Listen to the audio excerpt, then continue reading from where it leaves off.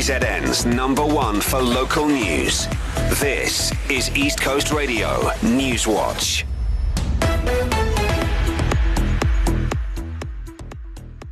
A KZN serial rapist who terrorized the Nongoma and Umlazi communities has been handed a 6 life-term sentence. This after the Mtunzini High Court heard how Lindogoshe Zungu committed multiple counts of rape, robberies, and was in possession of unlawful firearms and ammunition. It's understood that between November 2014 and December 2018, he preyed on victims and broke into their homes and threatened them with weapons. NPA spokesperson Natasha Kara says the state has welcomed the sentencing of the 27-year-old who caused trauma to his victims. Some of his victims were raped in the presence of their children, whilst one was pregnant. He also raped one of his victims after he offered her a lift when she was walking on the road. Zungu was eventually arrested in January 2019 after police found him in possession of a firearm and ammunition. The National Prosecuting Authority in KZN welcomes the successful prosecution, and we hope that it will serve as a deterrent measure for like-minded individuals.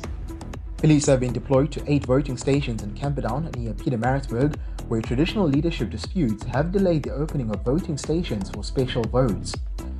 It's believed that disgruntled community members locked and left threatening notes at the gates of the voting stations yesterday morning.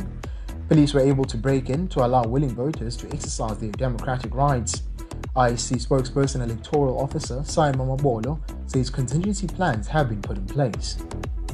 The Camperdown issue is related to disputes about traditional leadership and communities supporting one of the traditional leaders, where there's dispute about who the authentic leader of that traditional community is. So there is mobilization against our process. So our contingency plans in respect of that is to open the station and have those stations function.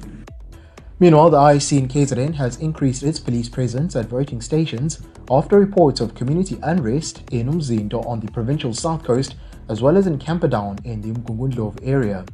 KZN's acting electoral officer Ntomfuthi Masinga says 109 voting stations in KZN have been listed as high risk. She was speaking during a provincial IEC update briefing in Mayville yesterday.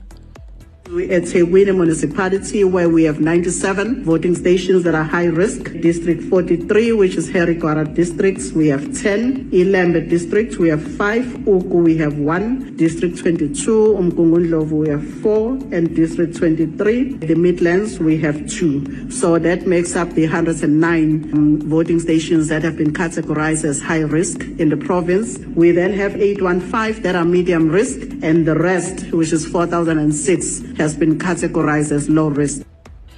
And some travel rules are changing for arrivals into Wales.